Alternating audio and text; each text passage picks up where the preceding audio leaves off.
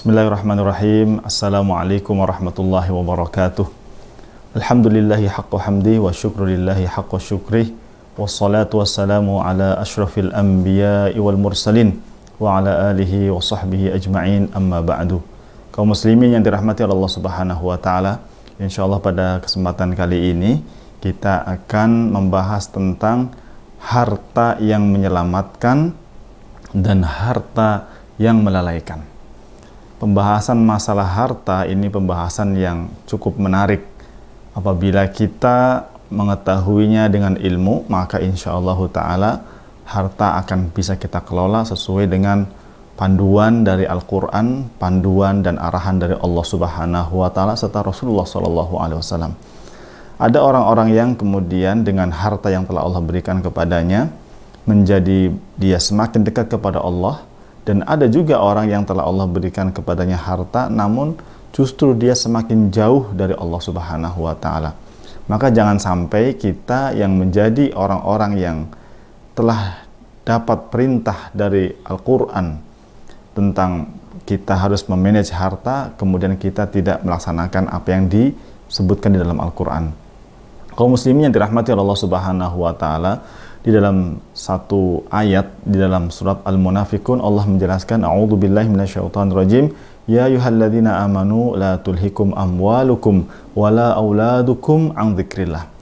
Kita pertama kali akan membahas tentang harta yang tidak menyelamatkan ataupun harta yang membinasakan. Harta yang membinasakan adalah sesuai dengan surat Al-Munafiqun ya, yang disebutkan di dalam surat ini ataupun ayat ini adalah berbicara tentang harta yang melalaikan dia dari mengingat Allah Subhanahu wa ta'ala. Entah itu karena caranya seseorang dalam mencari rizki Allah itu dengan cara yang tidak dibetulkan di dalam Islam, ataupun ketika dia mencarinya dia tidak paham tentang batasan-batasannya, atau dia sampai kemudian melupakan dirinya dari mengingat Allah Subhanahu wa ta'ala. Mengingat Allah dia lupakan, melaksanakan sholat 5 waktu juga dia lupakan, maka harta yang dicari seseorang kemudian sampai melenakan dia dari mengingat Allah, inilah yang kemudian akan menjadikan harta itu tidak barokah dan harta yang akan membinasakan. Kemudian ketika kita berbicara tentang ayat ini dalam surat Al-Munafiqun ayat ya ayyuhalladzina amanu la tulhikum amwalukum wala auladukum an dzikrillah wa may yaf'al dzalika fa ulaika humul khasirun. Bahkan dalam penutup ayat ini adalah Allah Jalla wa'ala menutup dengan kata-kata, dan siapa saja yang kemudian menjadi lalai karena anaknya, menjadi lalai karena hartanya, maka orang-orang seperti ini adalah orang-orang yang merugi. Kemudian Allah lanjutkan dengan ayat berikutnya, wa anfiqu mimma razaqnakum min qabli ay ya'tiya ahadukumul maut, dan seterusnya. Ayat ini berbicara tentang perintah dari Allah agar kita mendonasikan, agar kita berinfak, agar kita mengelola harta yang sudah Allah berikan kepada kita ke jalan-jalan yang dibetulkan. Wa anfiqu mimma razaqnakum min qabli ay ya'tiya ahadakumul maut fayaqul ya rabbi laula akhartani ila ajalin qarib fa asaddaq wa akun minas solihin. Menginfakkan harta yang telah Allah berikan kepada kita pada pos-pos yang dibetulkan atau pos-pos yang dibenarkan, maka ini adalah merupakan salah satu investasi yang akan menyelamatkan kita pada hari akhir nanti. Kaum muslimin yang dirahmati Allah Subhanahu wa ta'ala, kaitannya dengan harta yang akan memberikan manfaat, contohnya adalah kami akan sedikit kasih sampel agar kita kemudian tergugah ya, ketika misalkan kita diberikan sama Allah keleluasaan dan kelonggaran dan keluasan dalam rizki, kita bisa menggunakan itu. Satu, yang pertama adalah untuk membayarkan zakat yang wajib ditunaikan, entah itu zakat fitrah ataupun zakat mal. Karena kita berbicara tentang zakat, karena kita berbicara tentang harta, maka kita juga harus paham bahwasanya di dalam Islam ada zakat yang terkait dengan harta, dan itu harus kita keluarkan.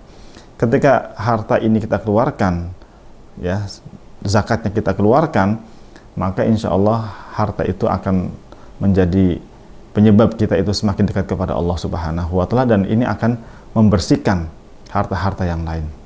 Kemudian bisa juga berikutnya adalah dalam bentuk infak ataupun sodakoh sebagaimana kaum muslimin memahaminya. Ini juga akan menyuburkan kebaikan, akan menumbuhkan seseorang menjadi semakin dekat kepada Allah Subhanahu wa taala. Dan yang terakhir adalah tentang wakaf.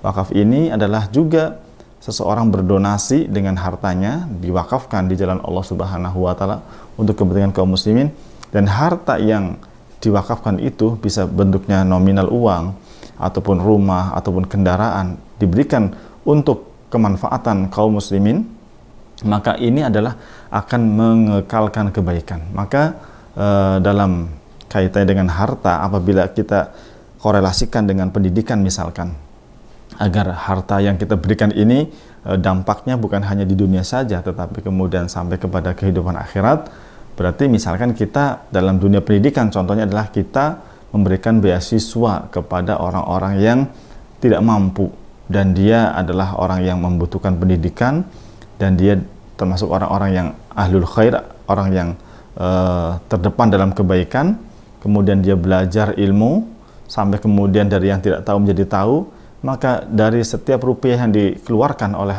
seorang munfik, orang yang berinfak, maka insya Allah kalau misalkan orang tadi yang tadinya belum bisa baca Quran, anak yang belajar tadi, santri ataupun siswa ataupun mahasiswa yang menjadi lebih paham dari sebelumnya, menjadi lebih berilmu, menjadi lebih dekat kepada Allah, maka setiap kebaikan-kebaikan yang dilakukan oleh orang yang dia mendapatkan fasilitas beasiswa tersebut pun kebaikannya juga akan Allah berikan kepada orang-orang yang mendonasikan. Kita sebagai kaum muslimin butuh banyak kader, ya, kader imam, kader guru, kader dai, ya, dan kader pemimpin, dan ini adalah ruang-ruang yang harus kemudian kita isi, dan ini adalah peluangnya orang-orang yang punya harta, peluangnya orang-orang yang kaya. Apabila harta ini ingin dijadikan penyelamat, maka harta ini juga harus diberikan di jalan Allah Subhanahu wa taala. Sebagai penutup dalam pembahasan kali ini, saya akan menutup dengan sebuah hadis disampaikan oleh Rasulullah sallallahu alaihi wasallam, "Lau anfaqta misla Uhudin dhahaban fi sabilillahi ma qabilallahu minka hatta tu'mina bil qadar." Bahwasanya kalau sekiranya kita memiliki satu bukit gunung Uhud emas dan itu dibelanjakan di jalan Allah Subhanahu wa taala, Allah tidak menerima kita sampai kemudian kita menerima takdir dari Allah Subhanahu wa taala, menerima iman atau kita beriman dengan takdir yang telah Allah tetapkan dan kita ridho terhadap takdir tersebut, maka insya Allah apa yang telah kita berikan di jalan Allah, meskipun itu sedikit, Allah akan terima. Tapi kalau ternyata tidak ada keimanan kepada takdir, ridho kepada takdir, diakibatkan karena kemurkaan kepada takdir, maka bisa saja akhirnya amal-amal yang sangat besar menjadi tidak bernilai di sisi Allah Subhanahu wa taala. Dan mudah-mudahan kita yang telah diberikan oleh Allah keleluasan dalam rizki, kita bisa belanjakan itu di jalan Allah, dan kita mudah-mudahan mendapatkan kebaikan fid dunya dan akhirat. Demikian. Wassalamualaikum warahmatullahi wabarakatuh.